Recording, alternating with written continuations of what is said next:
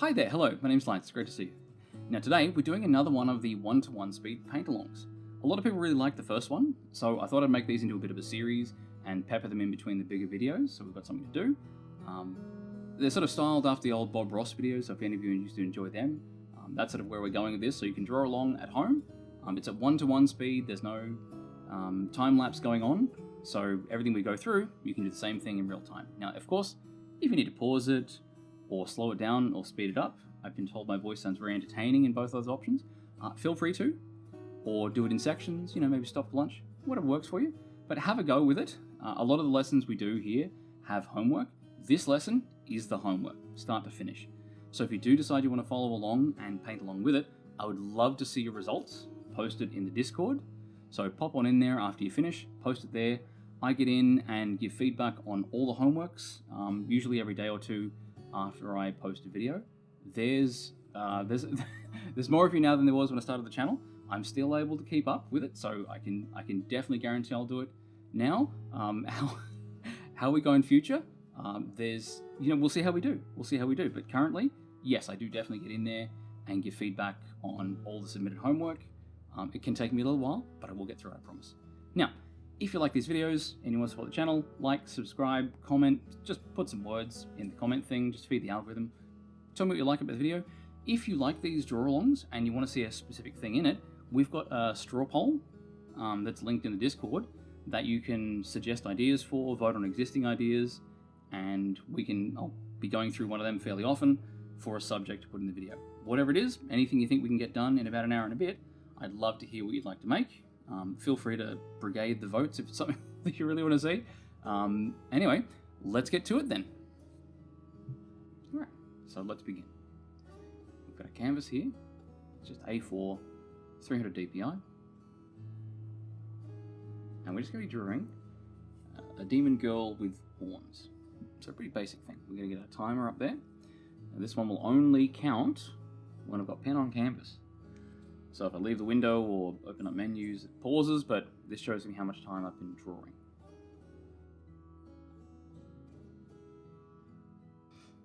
So beginning then, think of what I'm going to draw. Maybe just a head and shoulders. So I'll start with the curve for the ball, the head. And I won't try and draw it in one big shape, in one big single line. I'll pet the line out, maybe give myself a bigger sort of sketching brush. I'll find myself more comfortable with a sketching brush that's really, really big, because it prevents me from starting on my detail. You basically can't do detail with a brush that's too big. So a nice sort of big brush, and for the sort of the center line of the head to try and decide on the direction. A bit of tilt's always nice. And then I'll decide where I want the sort of chin to be. I'll start framing the face in with the jaw added to the bottom of the round shape of the cranium. Add them in. And I'm not being very careful at all with the lines I'm doing. You can see they're a bit all over the place, and I'll tune them in more and more as we go along. I don't want to get too attached to having things right first go. I don't want to start sort of suffering from Control-Z-itis. So let's get the lines across from roughly where I want the eyes to be. I want them to be basically halfway down the head. That's about right. They can be a little lower. That'll just make them look a bit cuter. If they're a little bit higher, it'll make them look a bit sort of more butch. Like Batman, the animated series, he's got eyes in like the top third of his head, which makes him look like his old chin. I've got those guidelines there for digging the eyes into the head. And then I sort of figure out what sort of curve I want for the line of the body.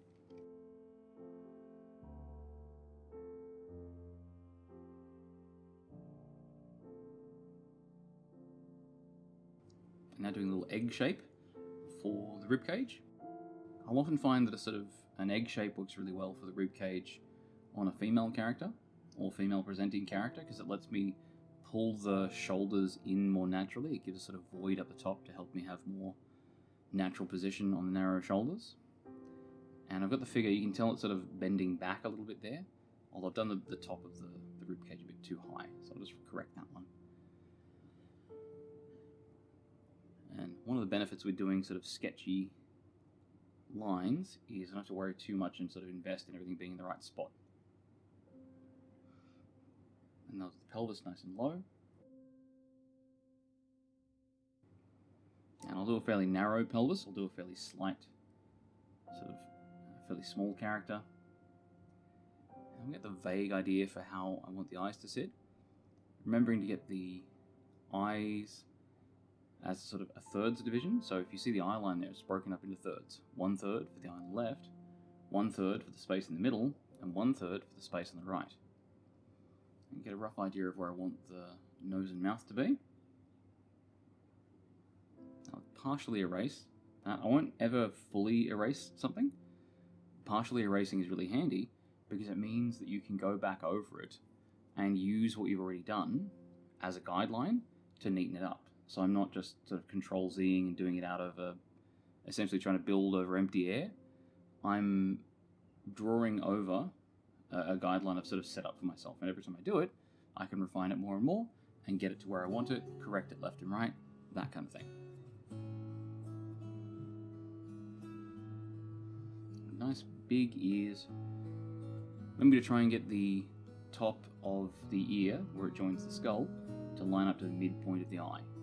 Now, since the ears are a little bit back, since the head is pointing kind of down a little bit, and the ears are further back on the head, that means I'll draw them a little higher to communicate that tilt. And here's me redoing a bit of the jaw there. Again, I'm not completely erasing it. I'm keeping what's there and keeping it visible, and just going over it and sort of tuning it in as I go. But I'll never completely erase it, because I want to build on it, or at least learn from my mistakes, see where I went before that didn't quite work, and see what I need to do going forward.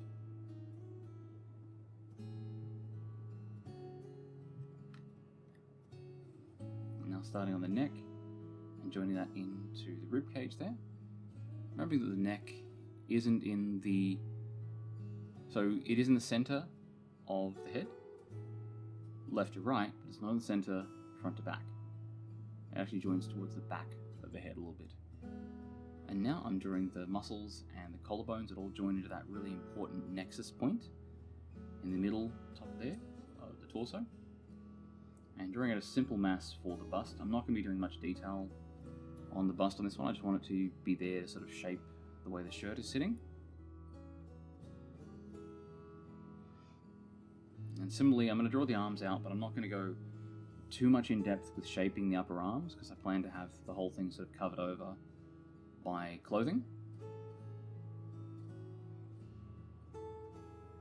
So I'll need to have the base shapes there for where the clothing will sit, or where part of it will be visible. And a bit more on the elbows. Now I've got the basic form there of the figure itself.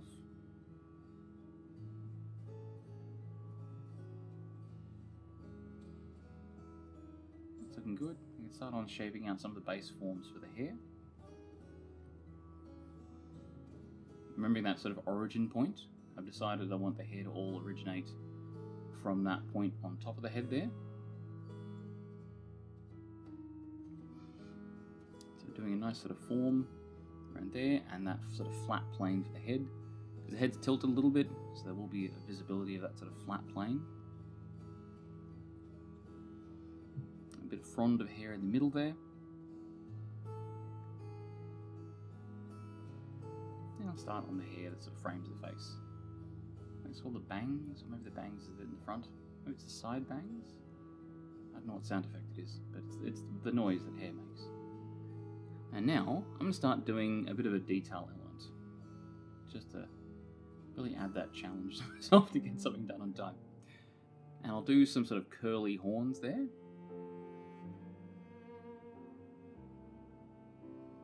And have them sit behind that front layer of hair.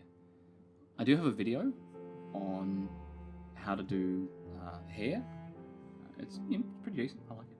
So if you are interested in that, I'll put a link here to the video.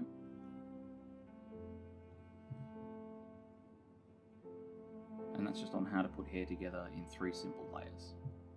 A front layer, a mid layer, and a back layer. And it can be really good for placing things like hair and horns. Typically hair and horns are going to sit between the front hair and the back hair, and that can be a really nice, easy way of layering it when you're putting the piece together, so you've got a sort of consistent overlapping placement. Now, I'll start doing some basic idea on where I want the eyes to be looking. One of the things you'll always be surprised about is just how cross-eyed it is, having someone look at you relatively close. I think it's because if you're looking far into the distance, then the eyes will be parallel, but anything closer than that, you know, people's eyes will start to be a bit sort of cross-eyed as they converge on an object that's fairly close. And now I'll give myself a separate layer to sketch on for my sort of refined one that I'll base on my inking. Again, I don't have to worry about getting the sketch perfect. I'll tune it, do a bit more, tune it. Some parts of this are fine, I could ink straight over the top of them, but I'll give it a bit of a chance to tidy up and add a bit of texture and detail. So things like the horns here, I want to give them sort of little creasy bits between them. And so I want to sort of tune those shapes in and neaten them up so that when I do go to inking, I know exactly where I'm going. If you don't have very clear information in your sketch, it can make inking really hard. You'll find yourself just having to sort of figure things out while you've got the pen on the paper. That's fine in some cases, but when you're inking, when you're trying to get that line art to look just right, it's worth making sure you've got all the information you need for when you get started, like stepping up on stage to give a speech. You want to make sure you've got your script ready so you know what you're going to say.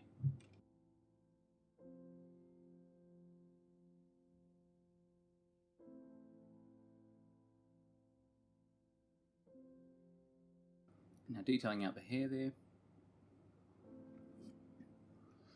and just splitting some little bits off, because that line there was a bit too undisturbed along the front. And the same thing on the other side, just splitting little fronds off, and trying to be as irregular as I can with it, so I don't have sort of pieces that are all to the same size and the same width, that kind of thing.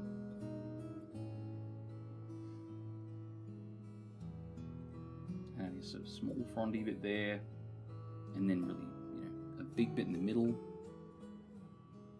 and making sure I don't sort of have any repeating piece sizes where possible. And that'll sort of give it a sawtooth impression. It'll really lose that organic rhythm, and it'll look kind of flat.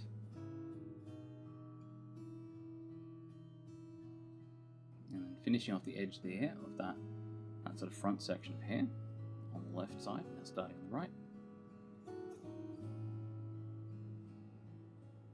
I'll start doing the same sort of simplified detailing on the horn on this side. So I'll put little divots between the sections, and I'll try to keep that rhythm right as I go around there, and give it a sort of a convex sort of edge on the outside of that coil, and a concave kind of surface on the inside of that coil there. To give a bit of contrast. That's something I'll probably highlight more when I get to the shading part of it. A few more strokes here. Again, I can also do some of this detailing when I get to the ink layer, if it's nothing too complicated. Things like repeating patterns, I don't really have to draw them, in my sketch and then in my ink. If it's just a very simple pattern, I can just figure that out when I get to the inking, because it's something I don't need a speech for, like a knock-knock joke. You can just put in your speech notes, tell that knock-knock joke, that kind of thing. So some things you can leave off if it's something you know you can reliably do.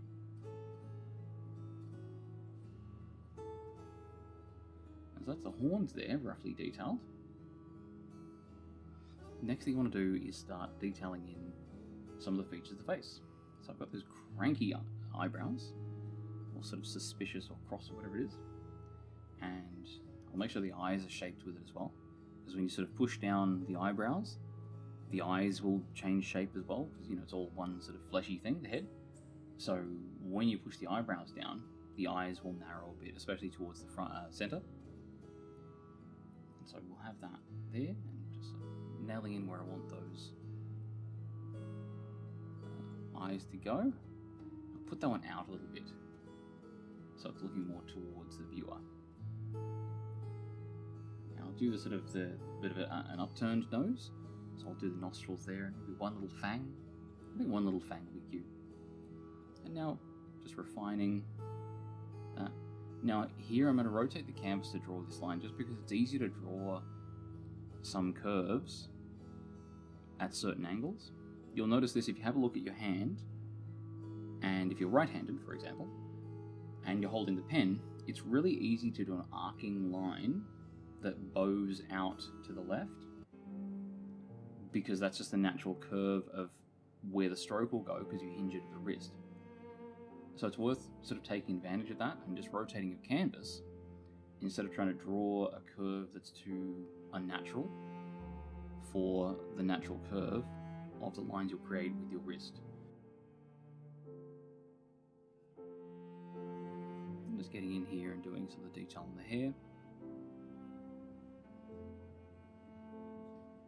And similarly the other side, trying to make sure I've got a relatively organic rhythm, avoiding using the same sort of hair piece sizes too many times. So I'll do a big bit, little bit, tiny bit, medium-sized bit, that kind of thing. Now shaping the ear out there, trying to keep a consistent kind of shape between each of the ears, roughly. I was thinking like a collar with like a bit of broken chain on there. I don't know if anyone remembers My Pet Monster. I always thought they were really cool, sort of the broken sort of cuffs thing. And that's looking okay. Might do a little more of a bit of detail on the underside of the eyes there, just to define that under edge there for when I go over and do the inking. And the inner edge as well. So I do plan to do like dark sclera on this one. I think it's called sclera? Sclera? The whites of the eyes, but they're not going to be white. They'll be as like a fairly sort of dark, warm grey.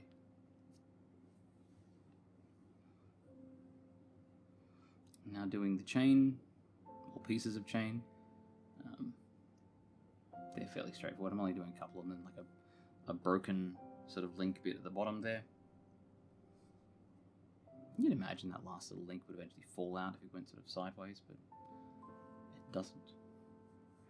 And now start doing the shirt, because I don't really need to define the form of the body very well.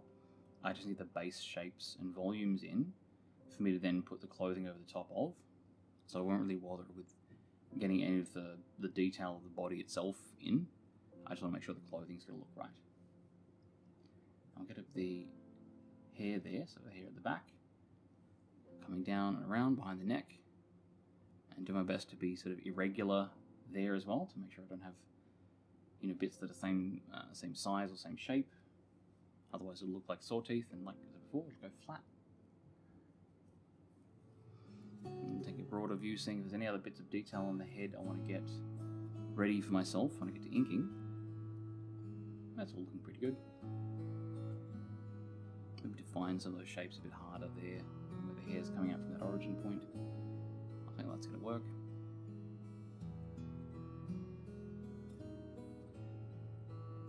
And maybe really sort of messing up that silhouette of the horns there, so they've got those divots in them, even if I don't really define a lot of the internal shape and line work.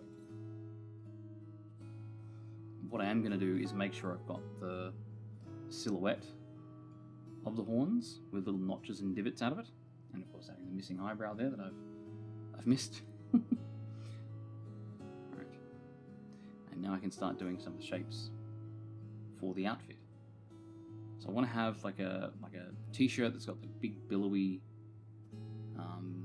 sort of princess sleeves on a t-shirt, if that's a thing. And then a cut-off section, like a midriff section, in the middle.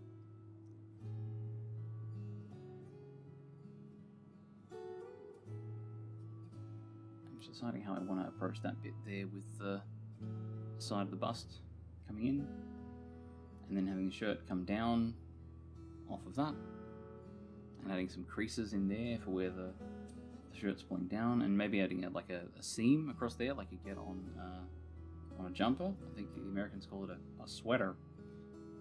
So just add that bottom ridge there of the, what do you call it, like a short sleeved cut off sweater jumper, I'm not sure. And then doing the line for the body, and then doing the lines for the clothing around that, so based around it. marking out where I want a sort of separate section there. I want to do like a logo here, like a band shirt or whatever, like it's got a graphic design on it, like a villainous monster sort of bat, demon overlord logo thing. If you'd imagine sort of demons having brands. I mean, they're evil enough as is, but you know, here we go. That's looking pretty good so far. With the clothing there, it's not a very sort of high detail part of the image, so I don't really have to worry too much about fleshing it out. It doesn't have to be in exactly the right spot, like something like the nose or the eyes. Like that sleeve can puff out, you know, another inch or so to the left, inch or so to the right. It won't really do much, but getting the eye off by like an inch or so, that can be an issue. So I'm not going to worry too much about the detail in the clothing, because it has a lot of a margin for error where it'll still look fine. Whereas the head and face has less so. That's where most of the lion's share of the effort's been put.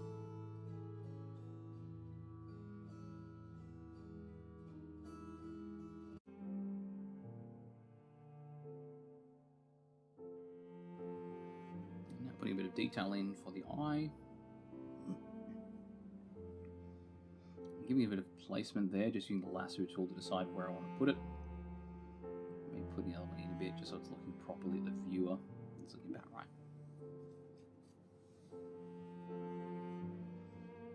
Overall, fairly happy with that. I might realign the logo on the shirt, because since the body's not facing directly straight on, the shirt won't be facing directly straight on too. So it's the center line of it will be on that sort of outer contour edge of the body. So I need to move that over a bit so it works.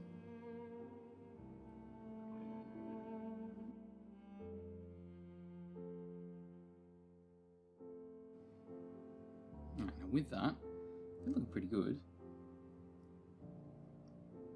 So I'll merge those two together, the sketch layers, and just call that the sketch. And now on top of that, I'll start doing my ink.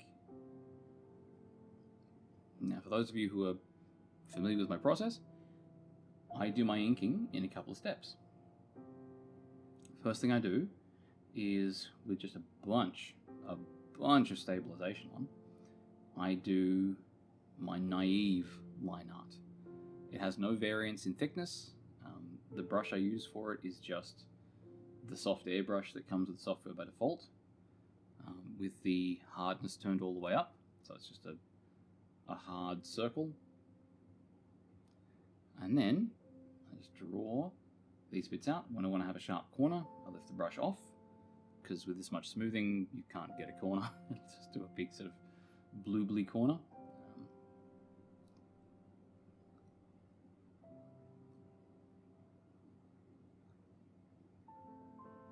Just all those little bits there. And where that front hair meets the hair coming around the sides, and there's those hair intakes. They're a bit of a, I don't know, like an 80s or a 90s thing. You don't really see them anymore. I think they look nice, but I guess they're just not. It's not the style of the time these days, so no one really does them. But I like them.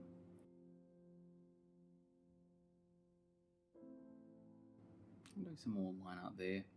And now I'll start on the line art for the horns. And you can see I'm trying to do them in sections so that I have that disturbed silhouette. If I did like a big line around the edge, I wouldn't have those divots, I wouldn't have those breaks in flow that you get going from one piece to another. So overall, they'll have a nice coil to them, but doing them piece by piece will give them an inevitable difference in flow and sort of little divots and dents that'll help separate those pieces from each other. And in fact, I'll get rid of the hair there so I can do that bit and have it overlap a bit. That's looking a bit better. And you can see I've got some lines coming in from the edges, but I'm not really continuing them all the way. I can just sort of cut them off, and the viewer will kind of feel like they continue. That's that implied detail and implied texture, which I've got as part of my line art video. So if you're interested in how I do line art, or in a few other ways to do line art as well, I've got a video on line art. So that one's, I'll link that one as well. If you want to have a look at that, it's got some homework you can do. A few examples of different things you can do with Lineart. Now here I'm doing the edges on the horn on the right. And just continuing to do those little bits there and doing them section by section. And you can see how that really makes it look like it's made of segments instead of being a single flow. Now if I do want horns that are really smooth and they all have a sort of a very consistent flow into each other, then I would just do one big line and then break it up that way, because that would make it look a lot smoother. Whereas here I want them to look all jaggedy and bumpily and detaily. That's what I'm really after there. I'm always sort of reminded of, I had a trip to a restaurant where they had like a goat skull on the wall, which was completely incongruous, but it had this incredibly detail rich sort of wrinkly sort of horns on it. The skull was, skull, but I really liked all the lines and creases and I don't know if they were wrinkles, whatever you call the sort of striations maybe, as you go around the horns on something. I thought it was really cool. I really liked the sort of the way they had so much texture to them. It was really engaging.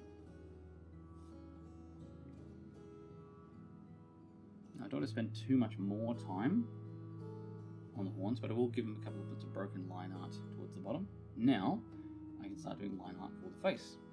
A little bit of the eyebrow at the front there.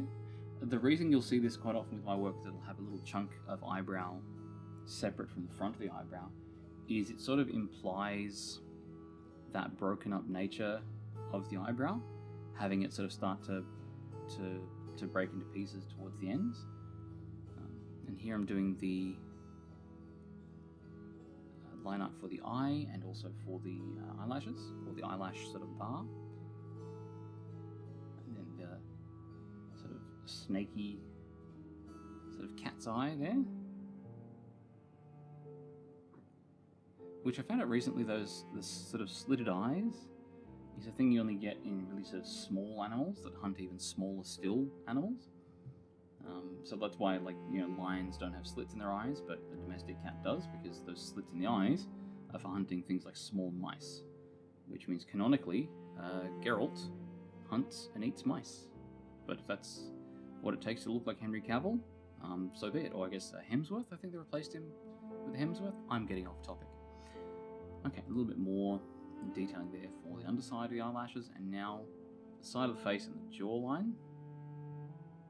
Just trying to get that nice and smooth. Nailed it, first go, that feels good.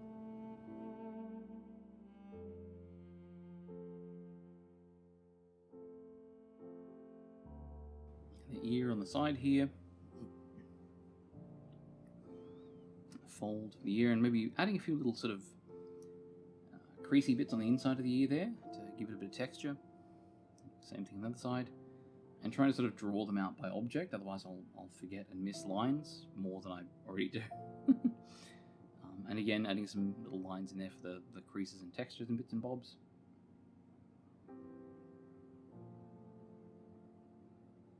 And then a broken line for the mouth. The reason for that is when you're drawing sort of anime mouths, you don't have to draw the whole thing. The reason is you're only really trying to draw the dark sort of spots at the corner of the mouth, and you sort of continue that out forward, but you don't need to draw the line all the way across the mouth, because you're only really drawing the darkest sections, and the darkest section of the mouth is the corners. And so now I'm just going to detail the collar very, very simply, and then do that back hair. I want to do the collar first because it's it's in front of the back hair. And then here, again, taking this opportunity to make sure that the rhythm is right for all the pieces of hair that come down the back.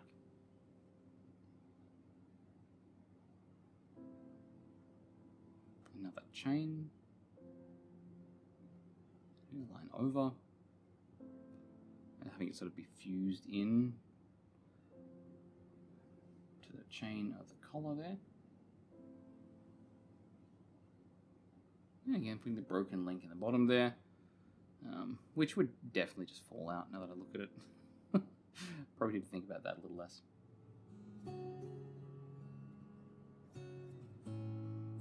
sort of alluding to some detailing on the side of the collar there.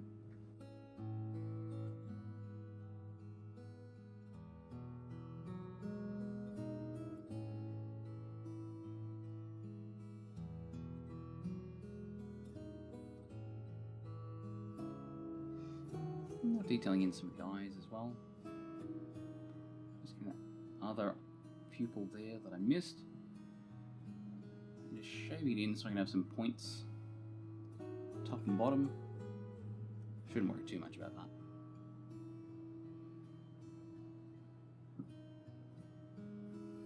Now, having a look in the front, it's the inking of the hair that I'm doing now. Sorry, the hair, the clothing. And so I'll start with the things on top, which will be that sort of that seam or the collar. Bring it in and divoting it in, similar to how I broke up the silhouette on the horns.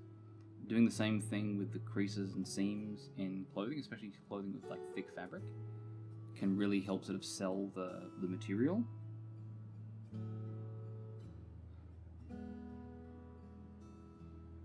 A bit of a fold coming down over the, I'm not sure what you call that. It's not the wrist of it, it's the sleeve, I guess.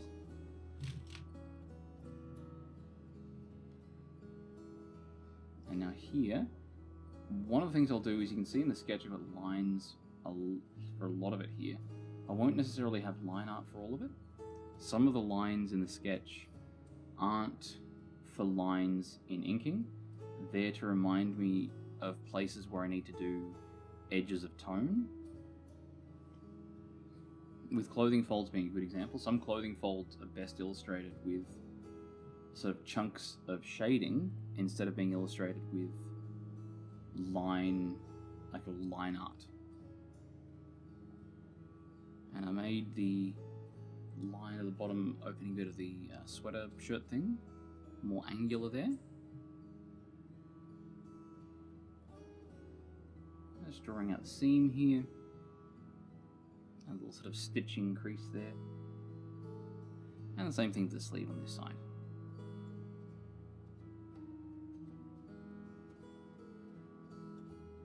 And I won't do a fold over on this side, I don't want to have it be too regular or too symmetrical. And then doing out the line up of the body there. I'm just zooming out to see what bits I've missed. In this case it's the arm, that's one of the big things I missed. Can't very well have the arm not be there.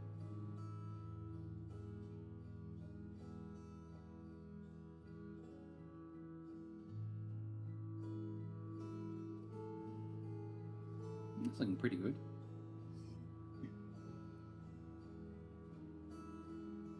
Just the best of the seam there. I've missed. That's one of the things you'll see me do a lot of. I'll zoom out and just so I get a sort of broader picture. Now here I'm going to toggle the line art, sorry, the sketch on and off to see if anything sort of vanishes.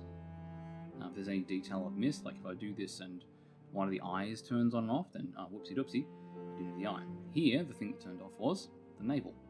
So I'll just quickly draw a nice little navel in there.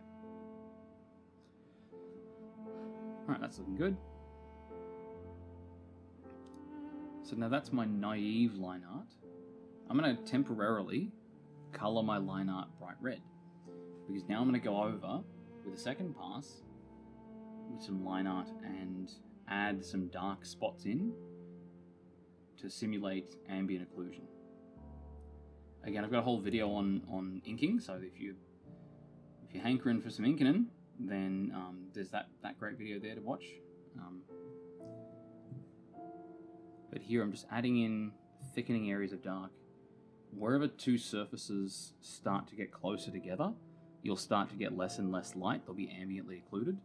And so I'm aiming to have the line art kind of simulate that to give a sense of depth that's very lighting direction agnostic.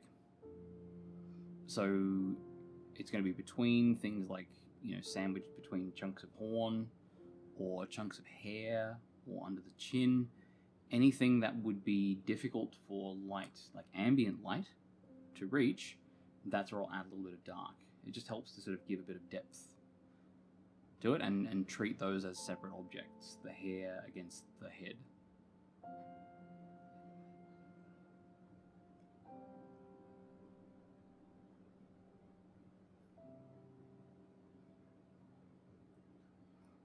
And a little bit there around where the bangs come in, or the side, or the hair that frames the face. I'm sure there's a real name for that. If anyone knows the name for it, I'd love to know what it is. What you call the bits at the side that are not the bits at the front. I call it side hair. Call it Maurice. There's a lot of options. And now doing that same little bit of ambient occlusion there. Anywhere with a little crease, or anywhere where there's a light that's going to have a bit of trouble getting in, or would be slightly occluded by a nearby object. So here we've got that fold over of the top of the ear there, and that's doing a bit of it as well.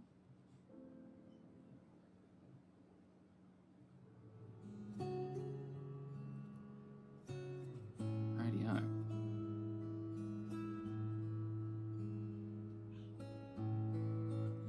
You know, a bit more, those little bits of fold. This is one of the reasons why the horns are a bit of a big investment, and why why this 1 hour long paint along is probably an hour and 15 minutes, because there's probably 15 minutes of extra work in doing things like detail horns. You can simplify them, but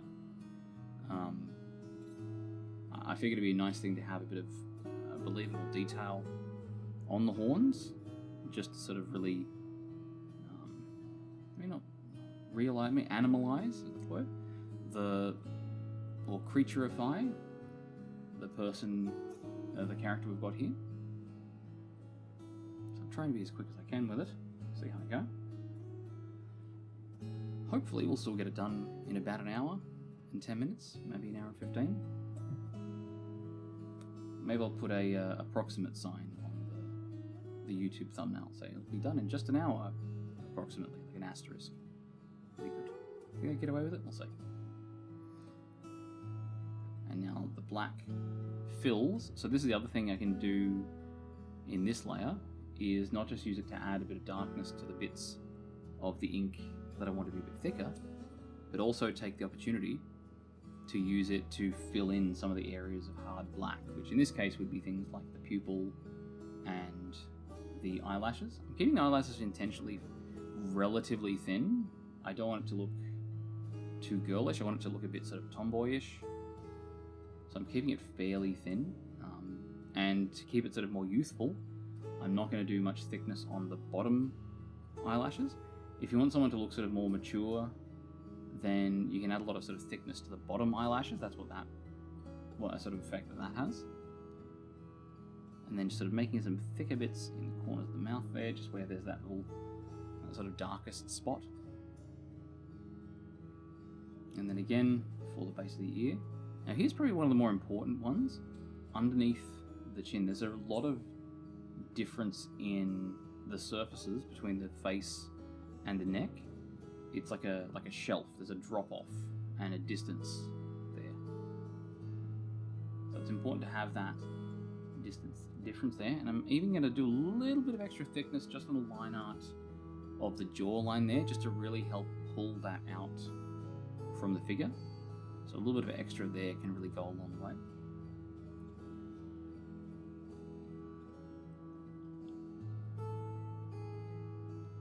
Same thing on the inside of the ear here, some of the ear detail. And then here where there's the line of the hair against the line of the head, that to make a little sort of dark ambient occluded spot there. And then just like all the other ones, some little sort of V shapes, or up, down, and upside down, maybe an A shape, between the sort of individual sort of strands or fronds or sections of hair. And also using it like there to smooth out a bit of line work that didn't have a very clear direction. So it's potentially a really good step for your error correction as well. So more of those in there, and now we get into the bits like in the clothing.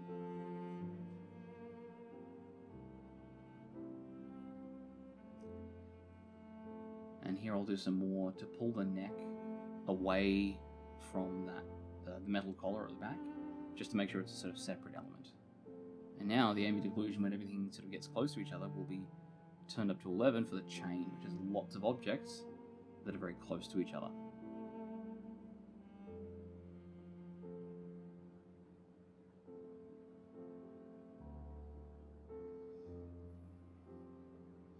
I'm doing some in here in the creases. You'll see the creases in clothing will get darker and darker as they get closer to the center of the point they're all creasing towards. And the same thing will be true here. There'll be that unavoidable creeping dark from above there. As the body goes up into the shirt, it'll get darker and darker. So that's that very tip bit there where it starts to get darker. So I'm going to thicken that line up there to give that impression. And around the edges of the shirt as well. And under here, with the folds going in, under, and getting folded over, not much light's going to get in there. And then again, where the hand's coming out of the sleeve there as well.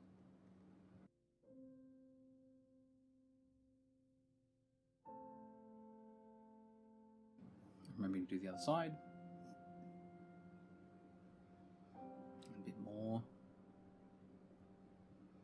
The inking can be a bit sort of time consuming, and it really, you'll notice that it really sort of blows out the more detail you've got.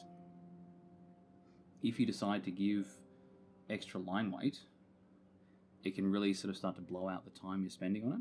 So here you can see when I turn off the naive ink layer, you can see just how much of it was there around the head and face and how little there was around the shirt.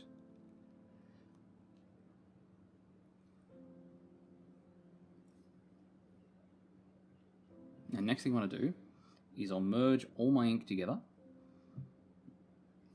I'll lower the luminosity all the way down so it's all perfectly black. And that's my ink. That's my merged ink layer. And I've got a new layer, I'll call it flats. I'll put that underneath the ink layer. I'll pick out my color for what I want as like the skin tone. I'll grab my paint bucket. I'll realize I left it on refer only to editing layer by accident. I'll switch it over to refer other layers now. Now, since it doesn't know that I want there to be the sclera there, or the whites of the eyes, even though they're not going to be white, I'll draw those in, those little sort of borders in with the skin color to give that bucket fill a line to stop on.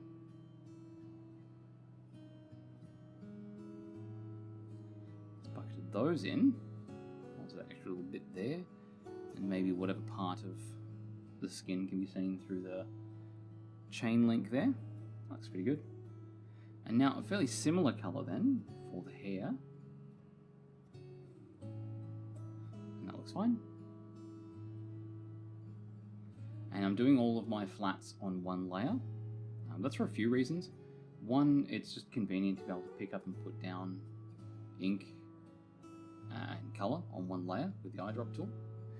The other one, of course, is that I plan to use my flats layer for a bunch of stuff. It's really useful to have your flats layer as a unified layer, especially for things like selections. If you set your flats layer as a reference layer, what you can then do is you can tell your software, when you're doing things like a magic wand select, you can say only pay attention to what's on this reference layer. So I can make a selection using the reference layer, and when I use the magic wand tool, no matter what layer I'm on, if I select the hair, it'll select all the hair everywhere. And here I'm doing the whites of the eyes, but not in white, of course. I'm going for a sort of a dark, sort of reddy colour. And for the horns, I'm keeping them fairly analogous to the skin and hair. I want them all to sort of sit fairly close together, colour-wise. Now you'll notice with the bucket fill in Clip Studio, it has trouble with like the corner bits getting into them, and that's fine. That's, you know, it's got to work that way. So I'm just going in now with the bucket tool, with the hard round brush, and just seeing any spots that it's coming through white, and filling in those little gaps there.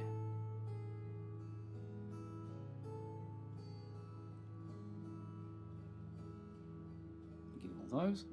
There's probably more of them on pale areas. It's hard to sort of spot them on pale areas. If it really matters that I get them and I'm working on like a pale color, I'll sometimes drop a layer of a really intense acid lime green underneath my flats layer, and then anytime I have like even a pixel gap where that can show through, it'll be very easy to spot. Whereas if you're working on like a pale color, like the hair or the skin here, over white, there's not that much difference in tone there for it to show up, so you may not get that visual cue to see that there's a gap in your flats, if it matters.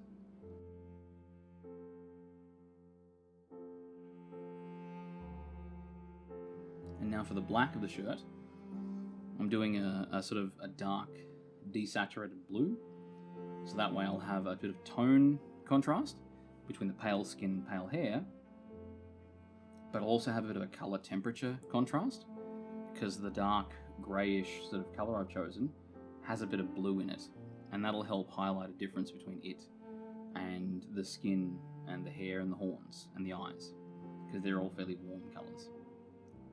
And so here I'm going to neaten up the edge of the eye there with nice gentle strokes, and I'll pen some of it in there manually just to get that shape just right. Eyes are one of those areas of focus, so if you are going to spend any time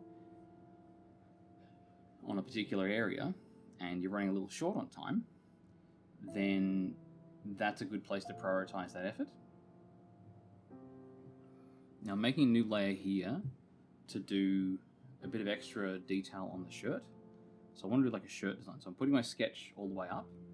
So you know what I mentioned before with sometimes the lines in the sketch aren't there for line art. Sometimes they're there for other things. So in this case, that's there to help me place the elements of the t-shirt design. So I've got my sketch showing over the top of my flats. I've got my flats as my reference layer, so I can just select the color for the t-shirt, as long as I set the right thing in the magic wand tool. And so now my selection is based on wherever that dark blue shirt was painted in, and now above it I'm painting in the shape for, I want a white section of the shirt, like a sporting team shirt thing. And I'm just going to do that with that middle section of the shirt there.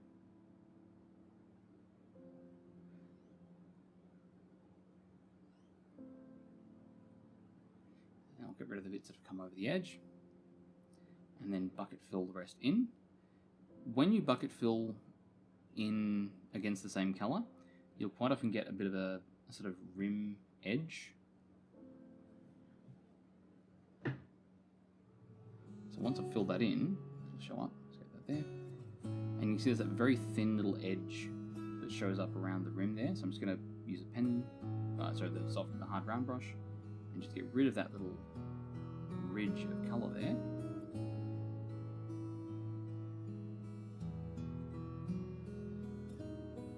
And now I've got that sort of white section on the black section. Now I want to do the sort of the decal, the pattern, the logo, whatever it is. So rather than draw this one in, I'm going to get the lasso tool and just sort of make up the shape as I go along. Because it can be an irregular, asymmetrical shape, I don't really care. So like an evil Batman logo kind of thing. So I'll do the initial shape, sort of the wings and the stretchy bits, and again trying to be as organic as I can be with that rhythm. And then using the same tool with Alt, I'll cut sections of it out, and those little cut out sections will help give it a sort of tattered, decayed kind of look. So I can cut little bits out. Also again trying to be more relaxed with the rhythm, trying not to be regular, like having every section have a cut out piece at the same spot.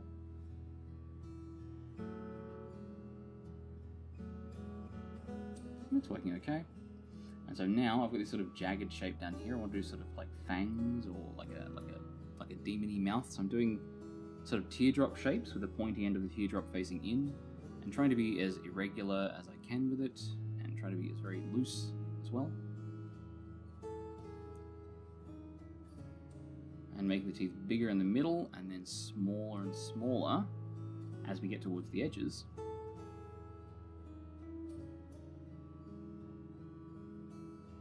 And then a few little random teeth in there as well, just so it's not too regular, like I said before.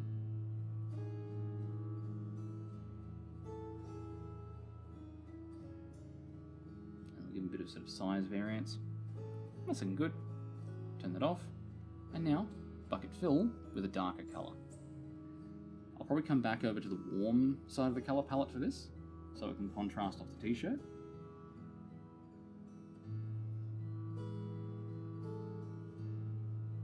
And that looks okay. So that's a bit that was drawn with the bucket and the magic wand. So don't forget the magic wand as a brush, quote unquote.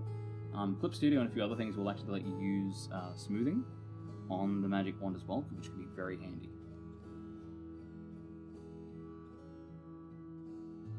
So making a new layer now, setting that new layer to multiply, and putting that new layer above the flats layer. I'm going to put in some shading here. The color I've picked to do shading with, as a sort of starting color, is a desaturated sort of pale purplish pink. This is just a placeholder color. There's a step coming up where I'm going to use the flats to essentially control the color and saturation and lightness of my shading, so I don't have to manually sort of figure it out. This is just to mark out where I want the shading to be, and then I'll get it to fix itself and get the right shading color in a sec. But for now, I'm just marking it out where I want it to be. Now you can see I've got the horns selected here. That's coming back to that great quality of life thing with the reference layer, where I've nominated my flats as my reference layer. So I just hit W to switch to my magic wand. I'll click on the horns. That'll just select everything that's horn colored, or close to horn colored, which you can see it's selected the collar there. And then I press B to go back to my brush, and I can start brushing in where I want the shading to be. Now you can save a bit of time here as well. Like I showed you with making the shirt logo, you can actually do your shading with the magic wand tool, which is a really quick way of doing shading. You'll see it done a fair bit with things like manhwa artists who have to like power out really cleanly shaded stuff, you know, at just an ungodly sort of rate. It's a really quick way to do the shading. The only reason I'm not doing it for these videos is it requires you to essentially be able to do all the shading on the page in your head before you apply it to the piece. So you've got to sort of visualize it all and then use the lasso tool to map out where those shapes are, which can be a little bit hard to sort of follow along with. So up here, I'm just going to do a bit of shading, trying to, where I can, be methodical, because that's an important way of sort of saving time and getting things done on deadline, is being really methodical and regular with what you're doing, so you're not sort of jumping around all the place. So I'm trying to go from top to bottom with the shading, so starting with a bit of hair at the top, and then moving down and doing sort of shading here. And you can tell this placeholder shading color I've got, it is too dark for the hair, and it's going to be too light for the jacket. And that's what that step we're going to do later is going to be all about. Again, this is just marking out where I want the shading to be. This is not how dark I want it to be. This is where, not what, I want it to be. And so I'm getting these little slithers. You can get a good taper of a section of shading or whatever with a fairly big brush by just brushing it in thick and then pressing C or different brush and just different keyboard shortcuts for different software to turn the brush into an eraser and then erase it out. And so you can draw it in, cut it out, draw it in, cut it out, draw it in, cut it out. And that's a good way of getting the shading into the right kind of shape.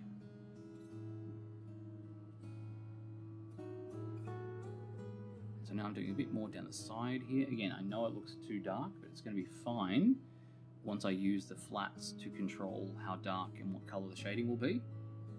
That's a little sort of reveal for later, if you've not already done it.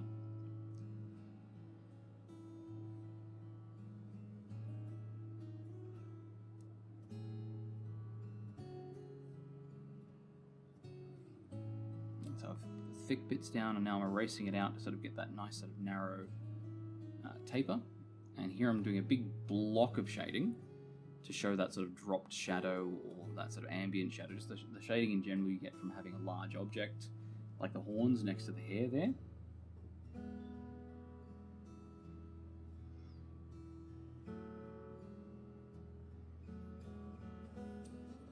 So drawing it in and erasing it out. And now the whole sort of hair at the back there, I'm going to shade the whole thing, just so it's on like a completely different surface plane to the hair at the front. Shading is a great way to move things forward and back in the frame. Sometimes you want to do a bit of shading to move something back into the frame, but the object wouldn't necessarily actually be darker. All I can say in that situation is shade it anyway. If you feel like it would help the image look the way you want, even if it doesn't match what would be physically real or possible, rule of cool says do it. So if it looks cool, or if you just think it would be cool, then definitely do it. And so now, again, since I have that reference layer set up, switch to the wand, select the skin, and now when I'm drawing on the shading layer, I'm only drawing where there's that skin color. And I'm still on a separate layer to the flats, but I'm able to drop that tone just where that is. And it's a good way of sort of compartmentalizing it, not just keeping it neat so you don't have to, stop yourself from shading outside the lines, but it's a great way of helping your workflow. You'll do it one color at a time. You'll do the horns, the hair, the skin, and the running ants will highlight whatever sort of colored section you're working on, and that'll keep you working to task. You'll do one thing, then the next, then the next. It can be really helpful having it sort of give you, big glowing outlines for the thing you need to do next so you don't get distracted. That may just be me. I'm very distractible.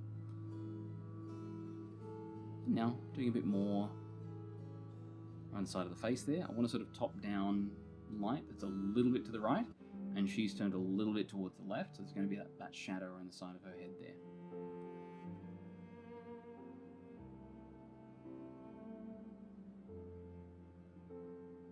And now doing the shading under the chin. Again, I know it is too dark, we'll fix that in a sec. This is just where I want the shading to be. And I want a little bit of pale shading there above the nose. I don't want much, but I just want a bit, because it really helps sort of sell that little divot, that fold in around the nose, because the nose is sort of, the bridge of the nose is quite concave, so it pulls in a little bit, and concave surfaces will be darker. So it's kind of ambient occlusion, kind of.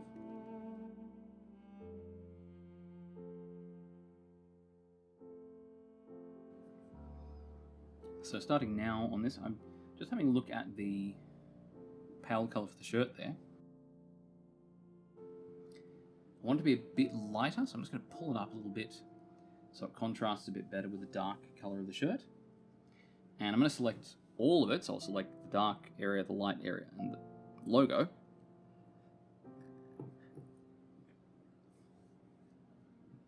Because they're all separate sort of colours, but they're all the same surface. So they're going to be shaded all the same. And so you can see, like I was talking about before with the sketch, there's a lot of line art that's there to sort of inform what I want to do for shading, like in the crease there under the arm. There's a lot more shading than is sort of described with the line art. And so I'm just doing the folds here in the surfaces of the folds of the sleeve there. So the whole thing's shaded underneath because it's bell shaped, so everything underneath the sort of bell shape would be shaded. And now a bit more on the shirt, on the side of the shirt there. And so now, just a bit more shading around the sides of the shirt there, and on the underside, on the inside edge there, and just trying to remember where all of it will be really blacked out. More important than just where it will be shaded is where it will be completely blacked out. Things like drop shadows or whole regions that are in shadow, they're really, really important, and they're a really great way of getting a lot of impact very quickly.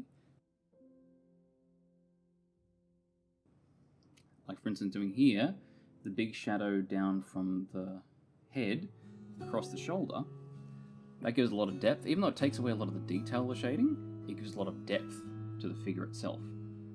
So always go for sort of depth ahead of detail if you get the option. Just working in and back around the collar there. That's looking pretty good.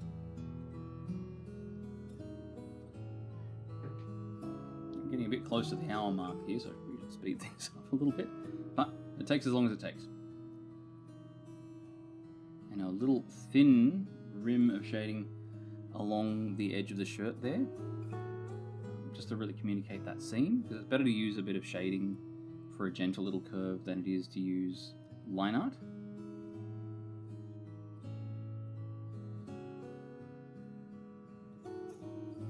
Let's get the rest of that sort of cuff there. I'm not sure whether to have the whole thing shaded or not. I want a little bit of light coming down like I've got on the sleeve on the other side. A nice big crease and fold there. You get big sort of, when you've got some folds in stiff and thick fabric, it'll generate these big sort of surface planes, sort of shaded and lit areas in itself, so it sort of folds and creases. But again, you wouldn't sort of do the edges of them with Lineart, because they're not going to fold over. You only really want to use Lineart when it folds over on itself. And so working in and out, doing big shapes and then sort of chiseling them out to whatever shape I want. So starting with big shapes and erasing them out, and there's a much easier way to get that sort of teardrop shape, to start with a big blob and then cut it out. For me anyway, I find that's pretty easy. I don't have to change brush size to do thick to thin.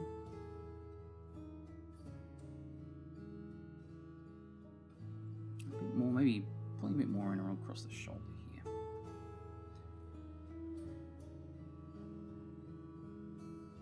Alright, that's looking pretty good.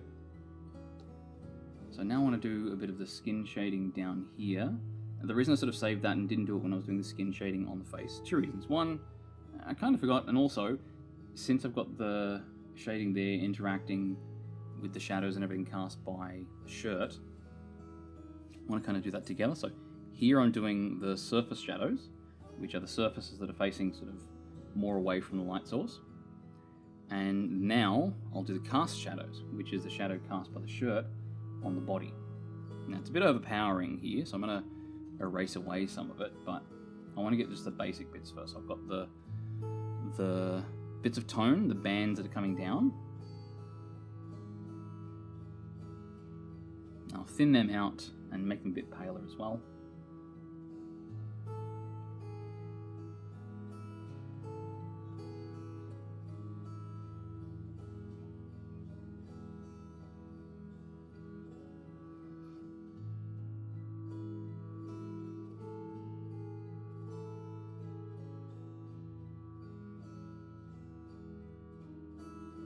Let's get that navel shading right. The navel can quite often be like a little bit of a spot of detail in the middle of a fairly bare area. So it's worth getting a bit of effort on getting that bit right, just because if you've got a little bit of detail in the middle of a very sparse area, that naturally pulls the eye and pulls the attention of the viewer. So it's going to need to be cohesive and make sense if it's going to be unavoidably a bit of a focal point. And I'm just sort of smoothing the shapes around the edge there, and then with that same big round brush I've been using that as an eraser,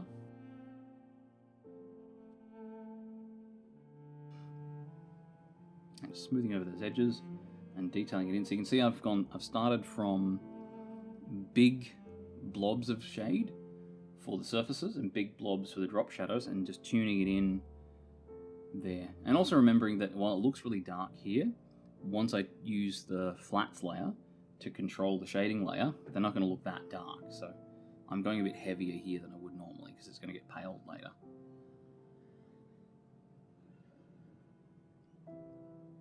It's adding a bit more to that edge there. So getting a good tummy always looks nice. So I'm trying to make sure that sort of shape looks good, even though it's sort of off the frame a bit. It's a very nice sort of aesthetic feature.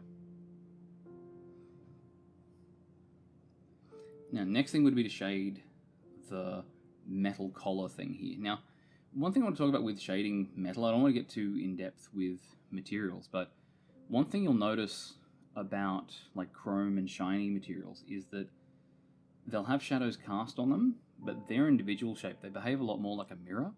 So if you imagine like a mirror cylinder, if you have like a mirror that's flat versus a mirror that the edges taper away from you, you'll notice like a funhouse mirror, all the shapes will get narrower towards the edges. Now, here I've just made a duplicate of my flats layer, and I've made that duplicate a little darker, and I've changed the hue down a little bit. I'm making that controller layer, and now I've clipped that to my shading layer, and you can see that it's making the shading layer the right hue, it's making the shading layer the right lightness, and I've just adjusted the saturation there to control how much of that effect takes place. I've also noticed that I didn't manage to do the shading for the eye before I did that, so I'm just quickly popping that in now.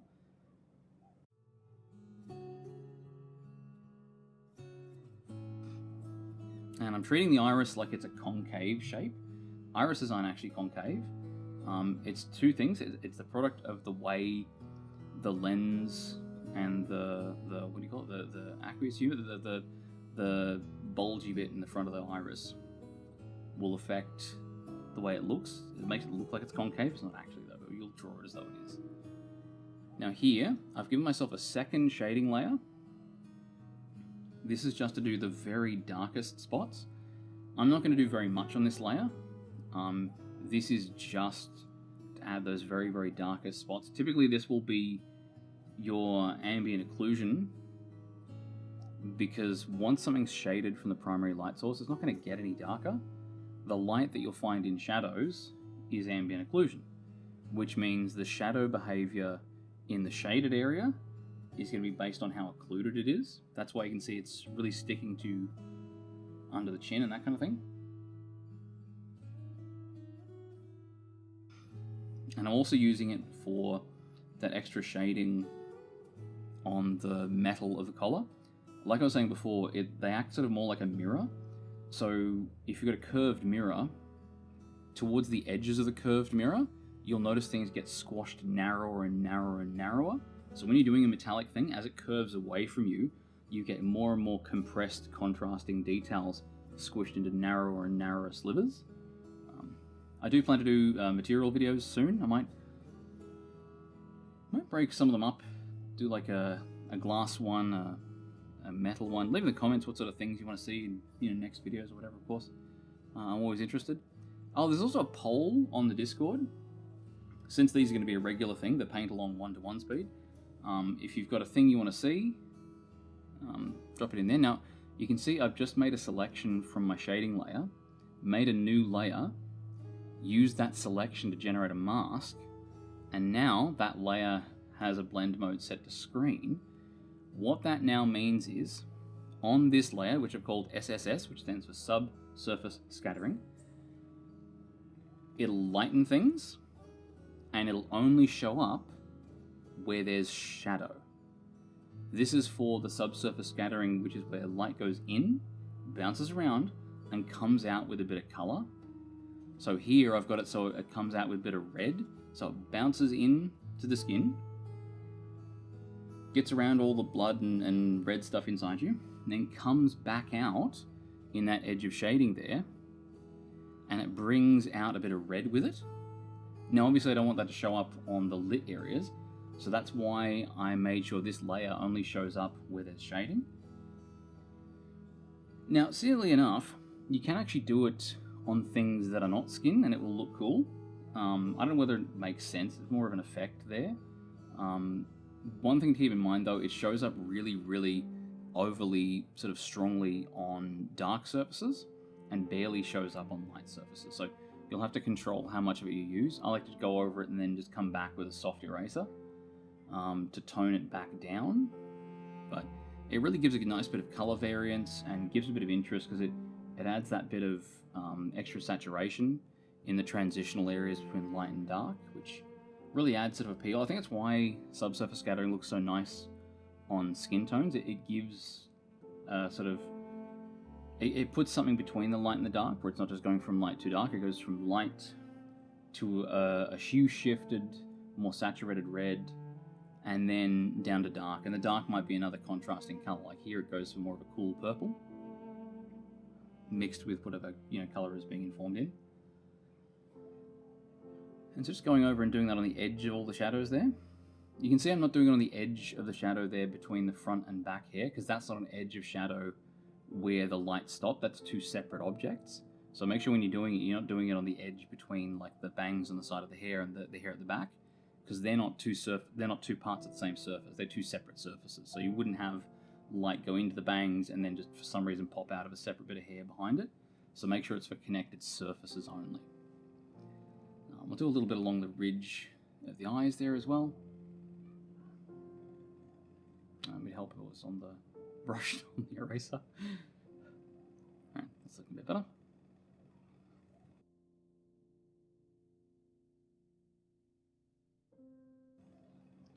It looks like I've got a lot of it. That's given it a bit of depth, which is nice to see. Now what I might do, I'm going to make a layer on top of my flats layer, and I'm going to call it a Skintone Variation layer. All this is to give the skin tone a bit more variable sort of color to it, so it's not all like a plastic doll kind of thing, where it's all the exact same sort of pink. It's a really soft airbrush, and just adding a bit of redness wherever bone or cartilage comes close to the surface. So this is like the tips of the ears, the nose, the cheekbones.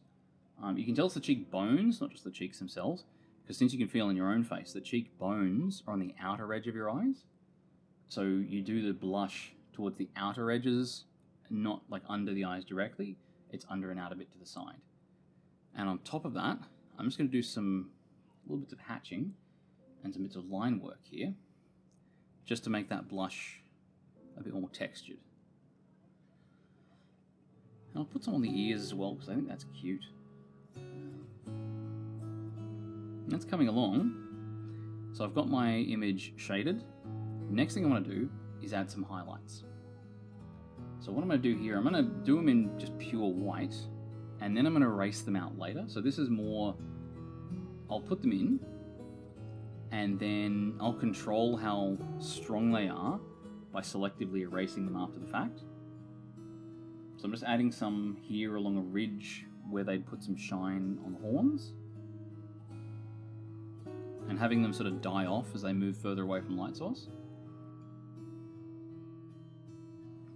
And of course I can make them die off by erasing them more as well, so I can control it that way as well.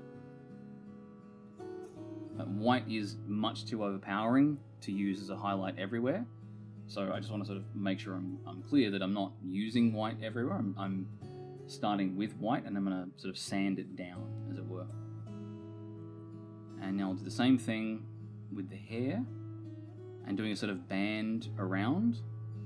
Sometimes if it's a big picture, I'll actually get like a new layer, and I'll draw a smooth arcing line where I want the shine to go, and that'll be a good sort of visual guideline if I'm drawing and it's looking a bit too jagged or a bit too straight. And I'm trying not to use too much of it. You want to have highlight mainly on the top and only a little bit further down, just because if you've got a highlight, it should be based on the direction it's facing, so you shouldn't have many other kind of diagonal surfaces, not diagonal but curved forward surfaces. And a bit on the nose there because that looks cute.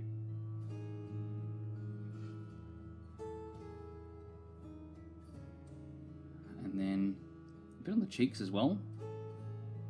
I don't want to do too much, and I want to sort of disturb it a bit. I want to make sure that if you use too many big, round, hard-edged shines on the skin will look plastic. Ideally, you want to put a bit of texture, like mix it up a bit with some bits and bobs and dots. Now, I'll put a bunch on the metal of the collar and chain here, and like I was saying with that sort of curved mirror, you'll notice it gets like more and more contrast towards the edges. So it's those bits of detail towards the edge of them where you get more and more bands of light and dark on a metallic object. That's more and more, the image gets more and more compressed as you see the reflection curved. Again, think of like a mirrored cylinder, or whatever way it curves, the density of the reflection gets more and more as it curves away from you. And then maybe a little bit of shine here on the midsection, like in the navel there, just to pull a bit of highlight to it, pull a bit of attention. That's looking okay. Now I'm going to change the blend mode to add glow. The reason I'm going to do that is with the add, or in brackets glow, effect, what happens is on its way to white, instead of just making it lighter, with that blend mode, anything that makes it lighter will make it more saturated on its way to white by a lot. So that means as I erase this out with a big soft eraser, I'm just getting a bit of shaping now, you'll notice that it keeps that warmth of color to it. It won't just sort of have lightness, it'll add a bit of warm color and a warm sort of glow to it. So even when I get rid of it, you'll notice it doesn't have that sort of deadening highlight. And I'll try to have it so that the shine is more prevalent in the middle there. So that's that die-off of strength I was talking about. So as the face is more towards the front, I want it to be a bit brighter. And so some highlights, like on the face, I want to sort of take them down a few notches. But things like the eyes, I'm going to leave them. I like the eyes, the highlights there being bright white. So using one layer to do your highlights that are bright white and your highlights that aren't, it's just a matter of how much you choose to erase them. It can be a real sort of time saver. You can get one layer to do your hard white specular highlights, as well as some of your just sort of lighter tone.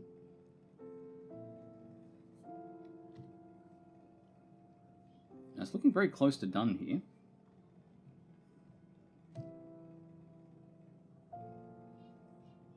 Okay, it's looking good. So now, I'm just going to do, I've got my selected area here, I'm just on my shading layer. I just want another little spot of shading where I realized I haven't dropped the shadow for the bit of chain there, and that was making it look a bit sort of floaty and flat.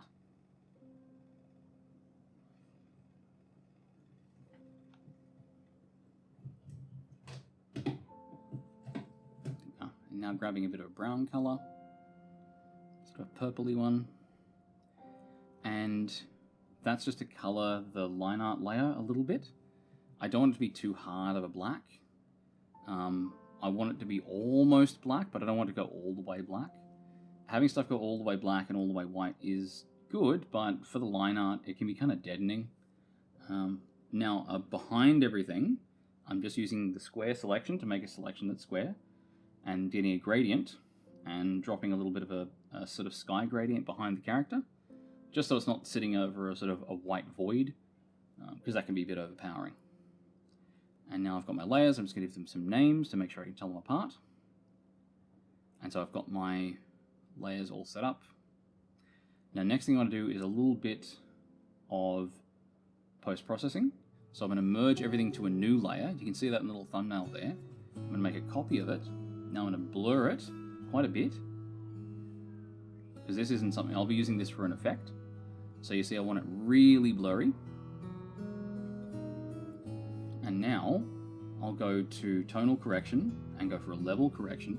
And what I'm aiming to do here is essentially make an effect layer that's deep fried, bright white in the shines and dark in the shading layer. And now when I go to overlay, it'll overlay that effect to the layer under it.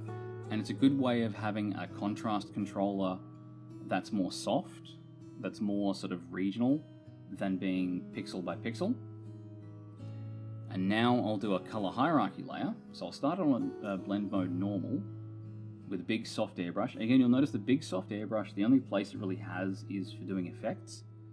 So I'll have an orangey warm color, and I'll have a cold sort of blue color.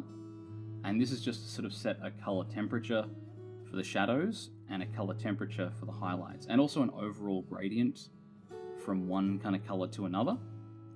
So you can sort of think of this as your secondary sort of regional shading layer and also regional color temperature layer. As you can see, it's sort of following the way the shading and highlights work. And now I set that to overlay and lower the effect so it's not as strong. And now with that, I've got the image basically done. Those are the post-processing effects that I wanted to do. And that's the image I wanted to get done. And it's all finished. Now, just before we get into the sort of ending part of it, I want to talk a little bit about perfectionism. So if you're drawing something like this and you feel like it's not doing, not doing what you want it to do, you've got a couple of options. You could, for instance, spend 3 hours getting it just right. Or you could spend 3 hours doing it 3 times. You'll get 3 times the practice doing hair, 3 times the practice doing the figure. How do I know this? So, this illustration, I had a go at it, and I didn't quite like the results. But it only took me an hour. So, I did it a second time, and it was better. And you know what? I figured I could probably do better again. And so, I did it a third time. And so, if you find yourself spending forever in a drawing, don't. Spend forever doing new drawings. Spend forever retrying the same drawing. You'll learn more from getting more drawings done. And look, I did a similar thing with the previous one. I may have done 1 or 2 practice runs with it as well, with different sort of figures and different sort of poses. So now, this video is part of the series of the 1-to-1 speed paint-alongs. I need a good name for them. And again, if you pop in the Discord, you can vote on what you want to see in these 1-to-1 speed paint-alongs.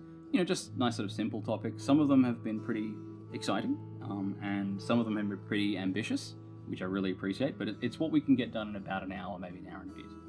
So pop in there, have a vote, and of course, this is the homework. So if you want to submit your one, if you've been painting along, I would love to see it. If you want to submit it in the homework section of the Discord, I'll link the Discord there in the description. If you like the video and you want to see more like it, then of course, like, subscribe, leave a comment, fill the algorithm, tell me what you'd like to see in the next video, or just tell me what you have for lunch. And if you want to support the channel, of course, the like, subscribe, that does a lot. And if you want to go even further, you can consider becoming a member on our Patreon. We also run classes. There's probably going to be new intake for the classes coming early next year. I was expecting the attrition to be a little higher, but everyone's sort of sticking around, so I guess they're a lot of fun. And so hopefully we'll have space enough for a whole nother class or 2 to open up soon, so keep an ear out to that. And otherwise, thank you very much for your time. You have a great day, and I'll see you in the next one. Cheers. Bye.